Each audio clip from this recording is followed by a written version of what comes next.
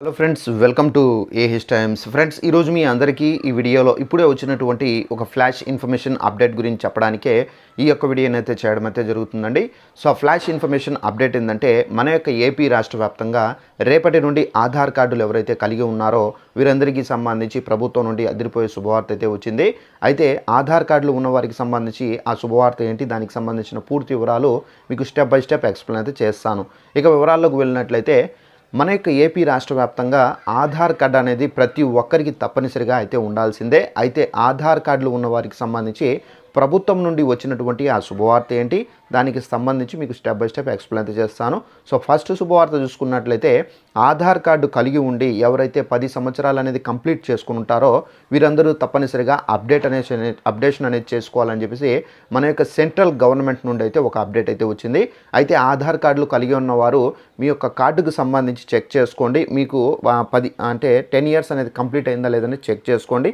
ఒకవేళ 10 ఇయర్స్ అనేది కంప్లీట్ అయితే కనుక మీరు అప్డేషన్ అయితే కంపల్సరీగా అయితే చేసుకోవాల్సి అయితే ఉంటుంది.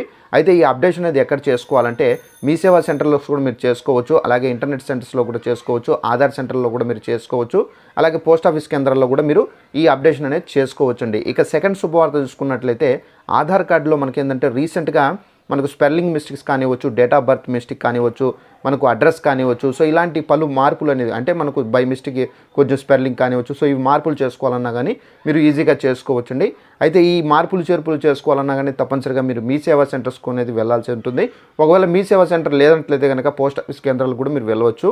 ఒకవేళ పోస్ట్ ఆఫీస్ కేంద్రాలు లేనట్లయితే కనుక ఆధార్ సెంటర్లు కూడా మీరు వెళ్ళవచ్చు. సో ఇది వెళ్ళి మీరు చేసుకోవాల్సి అయితే ఉంటుంది. అయితే ఇది చేసుకోకపోతే ఏమన్నా ప్రమాదమా అని చెప్పేసి మనకు ఒక డౌట్ అయితే రావచ్చు. మనకు ఏంటంటే ఆధార్ కార్డుకి సంబంధించి ఈ రూల్స్ అనేది పెట్టారు కాబట్టి కేంద్ర ప్రభుత్వం మనం చేసుకోవాల్సి అయితే ఉంటుంది. అయితే దీన్ని చేసుకోకపోయినా ఎలాంటి ప్రమాదం లేదు. సో ఆటోమేటిక్గా ఇప్పుడు మీ కార్డు ఎలా చలామణి అవుతుందో అదే విధంగా అవుతుందని చెప్పేసి కూడా అయితే మనకు ఉడాయి అయితే ప్రకటన అయితే జారీ చేశారు. సో చేసుకుంటే మాత్రం చాలా వరకు మంచిది. సో ఇదండి ఇన్ఫర్మేషన్. ఈ వీడియో నచ్చినట్లయితే లైక్ చేసుకుని ఛానల్ సబ్స్క్రైబ్ చేసుకోండి. Thanks for watching this video. All the best.